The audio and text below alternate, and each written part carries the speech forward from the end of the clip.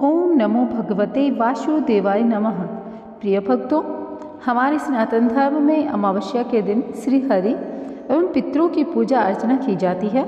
साथ ही पवित्र नदी में स्नान, दान, जप तप करने का विधान है। धार्मिक मान्यता के अनुसार ऐसा करने से साधक को जीवन में मनोवांछित फल की प्राप्ति होती है और पितृ प्रसन्न होते हैं। साथ ही पितृ दोष से छुटकारा मिलता है। अब हम आज के वीडियो में आपको बताएंगे कि अमावस्या के दिन सनातन धर्म में जिस विधि से पितृदोष से छुटकारा मिलता है वह पूजा कैसे की जाती है। साथ ही साथ आपको कुछ ऐसे उपाय जो कि अमावस्या के दिन अगर आप करते हैं तो आपका जीवन बहुत ज़्यादा सुख में रहता है, आपको पितरों का आशीर्वाद प्राप्त होता है और आपके आराध्य भगवान श्री हरि की कृपा भी आप लोगों को प्राप्त होती है। तो चलिए शुरू करते हैं आज का वीडियो शुरू करने से पहले आप लोगों से कहना चाहूँगी, फाल्गुन मास की अमावस्या के विषय में यह वीडियो है, तो आप लोग फटाफट से चैनल को सब्सक्राइब करके वीडियो को लाइक करके कमेंट बॉक्स में लिखिए हरिओम। तो चलिए शुरू करते हैं।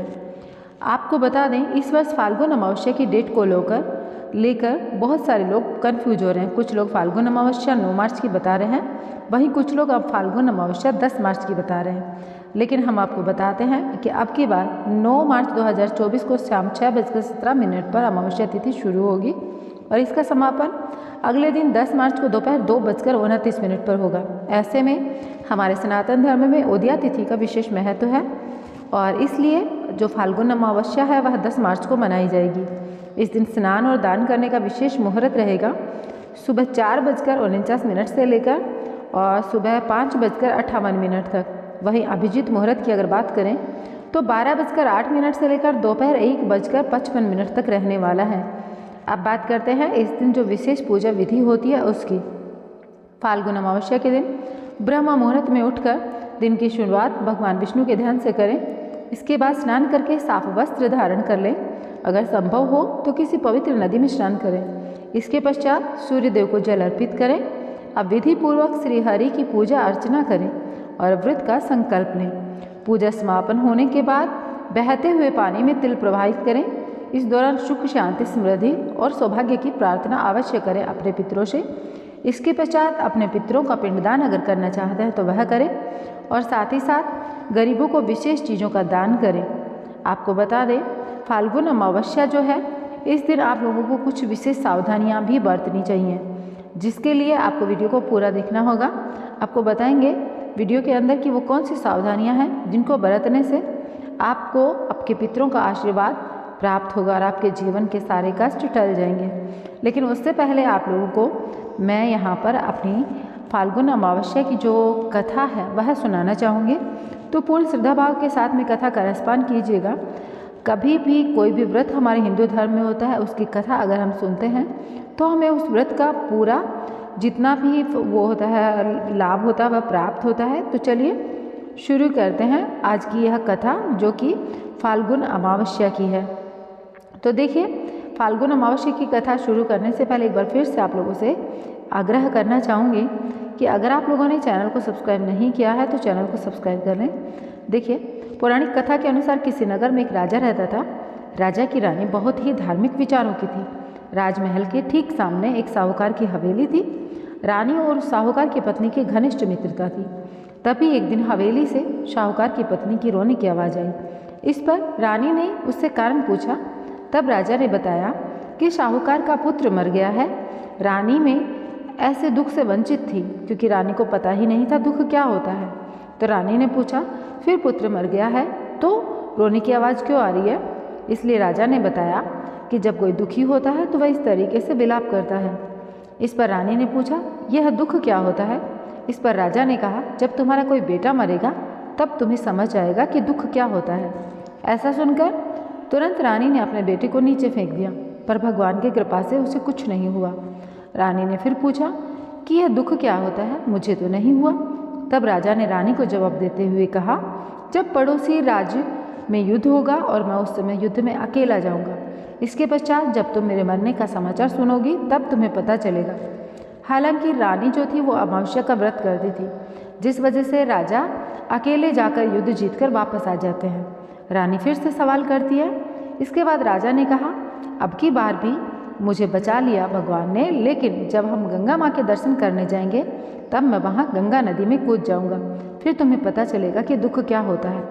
उधर भगवान शंकर कैलाश पर्वत पर बैठकर सब कुछ देख रहे थे तो माता पार्वती से कहते हैं, आओ मैं तुम्हें सुखी आत्मा के दर्शन करवाता हूँ। इसके पश्चात भगवान शिव बकरे और माता पार्वती ने बकरी का रूप धारण करके और एक बावड़ी के पास घास चरना शुरू कर लिया।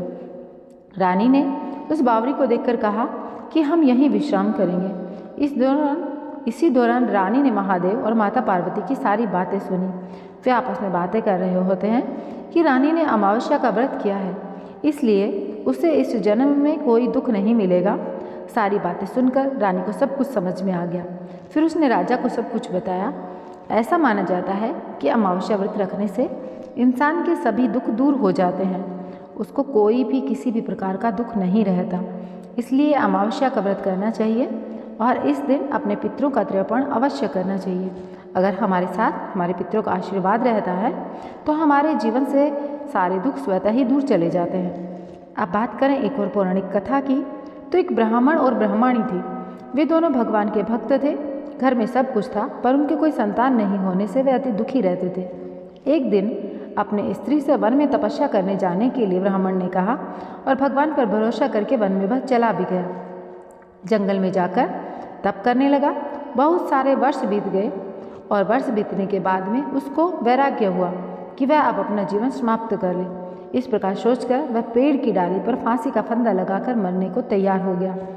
परंतु तभी वहाँ पर अमावस्या ने प्रकट होकर कहा, हे ब्राह्मण, तुम्हारे 7 जन्म तक कोई संतान नहीं लिखी है, किंतु मैं तुम्हें 2 कन्या का वरदान देती हूँ। एक का नाम अमावस्या रखना, दूसरी का पूनम। तेरी स्त्री को कहना अमावस्या का व्रत या उपवास करे। अमावस के दिन 1 कटोरी चावल भरकर उस पर दक्षिणा रखकर किसी मंदिर में रखे। ऐसा 1 साल तक करे। 1 कटोरी चावल सहित दान करते रहे। ब्राह्मण घर आया, अपनी पत्नी को बताया और अमावस के दिन ब्रह्माणी ने फिर व्रत रखा। कुछ दिन बाद उनके 2 कन्या हुई। तब उन्होंने एक का नाम अमावस्या, दूसरी का नाम पूनम रखा। धीरे धीरे बड़ी होने पर उनका विवाह किया। बड़ी बहन अमावस धार्मिक थी, जबकि छोटी भगवान को बिल्कुल नहीं मानती थी। बड़ी के घर में तो सुख समृद्धि के भरपूर भंडार थे, पर छोटी बहन पूनम के दुख का पार नहीं था। जब बड़ी बहन अमावस को छोटी के बारे में सब मालूम हुआ कि उसकी बहन दुखी है, तब अमावस ने गाड़ी भरकर सामान लिया और अपनी छोटी बहन के घर चली गई और कहा, बहन पूनम, तुम अमावस का व्रत किया करो और पूजा करके उपवास किया करो, जिससे तुम्हारे घर में सुख समृद्धि के भंडार रहेंगे। 1 साल तक चावल का कटोरा भरकर दक्षिणा दान में दिया करो। फिर क्या था, पूनम ने ऐसा ही किया। कुछ दिनों बाद उसके घर में धन धान्य और संतान की वृद्धि होने लगी।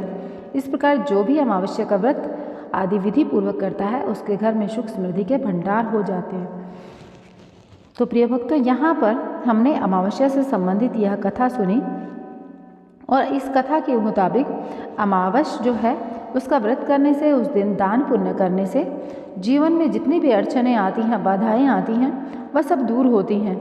और एक चीज़ और मैं आप लोगों को बताऊं, फाल्गुन अमावस्या की तिथि पर 5 फूल और 5 जलते हुए दीपक पवित्र नदी में प्रवाहित करना आपके घर में आर्थिक संपन्नता आएगी। आपके घर में कभी भी किसी भी तरीके की दुख दरिद्रता नहीं होगी। अब बात करते हैं इस दिन आपको पूजा विधि क्या करनी है। तो इस दिन ब्रह्म मुहूर्त पर उठ जाना है और दिन की शुरुआत भगवान विष्णु के ध्यान से करनी है। स्नान आदि से निवृत्त होकर साफ सुथरे वस्त्र धारण करने हैं, जैसा कि मैंने आप लोगों को पहले ही बताया। अपने समर्थ अनुसार अन्न धन का आप दान करें और पितरों का आशीर्वाद प्राप्त करें। आपको बताएं, कुछ कार्य हैं जो कि अमावस्या तिथि पर बिल्कुल नहीं करने चाहिए। आपको ब्रह्मचर्य का पालन करना चाहिए। अमावस्या की तिथि पर किसी भी दिन किसी भी तरह का कोई नया काम, व्यापार, शुभ कार्य आदि करने से बचना चाहिए। नाखून और बाल नहीं काटने चाहिए।